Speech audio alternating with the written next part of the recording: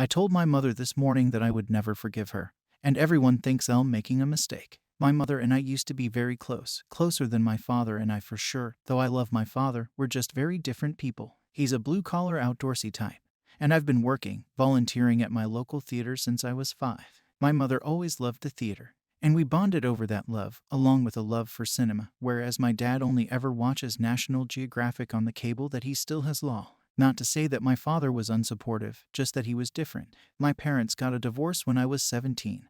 They tried to keep the reasons for it from me, but I eventually found out that my mother had been in a long affair with one of my father's friends. As soon as I found out, I confronted her at her apartment. She pushed me out the door and said she wouldn't talk to me when I'm acting like this, and that is the last time I had spoken to her for years. I still saw her sometimes in public areas, but I left before she could say anything. My dad still says that he doesn't want to be the reason that I lose someone I'm so close to, but I can't stand to look at her anymore, knowing she was doing something so vile for years. The effect that it had on my father is palpable, like his life is over. They had been together since they were 14.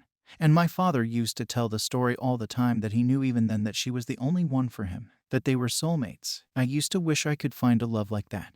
And now I know it was always half a lie. Today she came to my work and demanded to know when we were going to work past this, to know when we can make things what they used to be. As I walked her out of the building for a private moment, I got incredibly angry and asked her when she was going to uncheat on my father. She insisted that we could work through this, and that what happened didn't affect me, to which I laughed and said, unlike you, I am affected by people I love being in pain. We kept going like that, until I eventually went off on her that we would never be reconciling because I don't want someone of such low class and character in my life. She didn't take it well, to put it frankly, and when I went back inside she was still sobbing in her car. Part of me feels bad, but the rest of me feels that maybe now she understands that she fucked up. My dad and friends are upset with me and say that I shouldn't push her away for my own sake, but she's a collection of painful memories now, and she had her chance to tell her side. She didn't want it.